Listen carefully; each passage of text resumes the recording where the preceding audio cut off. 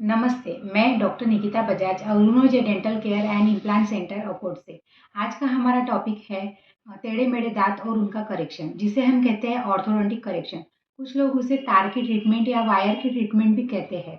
तो हम आज देखेंगे कि जनरली टेढ़े मेढ़े दांत या फिर सामने साइड दांत या फिर दांतों में स्पेसिंग क्यों होती है। तो उसके कुछ कारण इस प्रकार होते हैं। सबसे पहला कारण होता है हैबिट्स। हैबिट्स में आते हैं थंब सकिंग हैबिट, कुछ प्रोलॉन्ग बॉटल फीडिंग हैबिट्स आते हैं, नेल बाइटिंग हैबिट्स आते हैं, लिव्स बाइटिंग हैबिट। ये हैबिट्स होते हैं जिनके कारण से दांत टेढ़े मेढ़े या फिर स्पेसिंग ज़्यादा हो जाती है। दूसरा कारण होता है कि जनरली बच्चों में दूध के दांत कुछ प्रॉपर टाइमिंग पे गिर जाते हैं, लेकिन अगर वो प्रॉपर टाइमिंग पे ना गिरे और उसके पहले ही परमानेंट दांत आ जाए तो वहाँ पे क्राउडिंग हो सकती है। तीसरा कारण होता है हेरिडिटरी। और चौथा कारण होता है कि स्मॉल जॉ साइज की वजह से भी वहाँ पे क्राउडिंग हो सकती है। तो इस टाइप के कारण हो सकते हैं हमारे दांतों के टेढ़े मेढ़े होने के। अगर टेढ़े मेढ़े दांत होते हैं तो उसकी वजह से हमें क्या क्या प्रॉब्लम्स हो सकती है। तो उस वजह से प्रॉब्लम हो सकती है कि हमारा जो बाइटिंग है वो प्रॉपर नहीं हो पाता। तो कुछ दांत ज़्यादा घिस जाते हैं।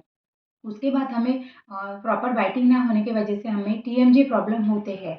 और अलाइनमेंट नहीं होने की वजह से दांतों में हमारी ब्रशिंग प्रॉपर नहीं हो सकती। जैसे हमने पिछले वीडियो में देखा, प्रॉपर ब्रशिंग नहीं होने की वजह से वहाँ पे कैविटीज लग जाते हैं और दांत में पेन शुरू हो जाता है। और कुछ दांतों ज़्यादा घिस जाते हैं। इस टाइप के कारण हमें हो सकते हैं। तो और सबसे मेन कारण एक इम्पॉर्टेंट कारण है कि हमारे दांत में जो अगर प्रॉब्लम रहा स्पेसिंग वगैरह, तो हमें स्माइल करने में दिक्कत होती है, सोशल इनकॉम्पिटेंसी होती है। पेशेंट जनरली हमारे पास आते हैं कि हमें हमारी स्माइल इम्प्रूव करनी है। तो इसलिए इसके लिए जो ट्रीटमेंट ऑप्शंस होते हैं उसमें आता है स्पेस मेंटेनर्स और हैबिट ब्रेकिंग अप्लायंसेस। मीन्स अगर बच्चे छोटे एज में ही हम उनका करेक्शन कर ले हैबिट ब्रेकिंग और स्पेस मेंटेनर का, तो हमें बाद में ज़्यादा प्रॉब्लम नहीं आते हैं। उसके बाद में सेकंड ऑप्शन आता है रिमूवेबल ऑर्थोडोंटिक्स का। रिमूवेबल ऑर्थोडोंटिक्स में अगर माइनर करेक्शंस है किसी के, इसमें थोड़े ही दांत सामने की ओर है, एक दो ही दांत में करेक्शंस करने हैं, तो वो रिमूवेबल की एक प्लेट होती है, वो प्लेट हमें पहननी होती है।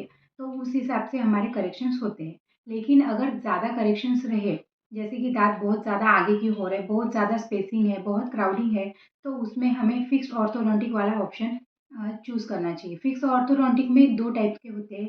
एक तो मेटल ब्रेसेस होते हैं और दूसरा होता है सिरेमिक ब्रेसेस ब्रेसेस तो वो हम अपने अकॉर्डिंग सिलेक्ट कर सकते हैं। तो उसके लिए लगने वाला जो टाइम होता है वो 6 महीने से 2 साल तक टाइम लगता है फिक्स ऑर्थोडोंटिक्स को। और तीसरा अभी एडवांस ऑप्शन आया है जिसे हम कहते हैं अलाइनर्स। अलाइनर्स का मीनिंग होता है इनविजिबल ब्रेसेस। मीन्स हम ब्रेसेस तो पहनते हैं, लेकिन सामने वाले को हम दिखता नहीं है कि हमने ब्रेसेस पहने। उसे एक ट्रांसपेरेंट ब्रेसेस टाइप होता है वो, जिससे भी करेक्शंस होते हैं।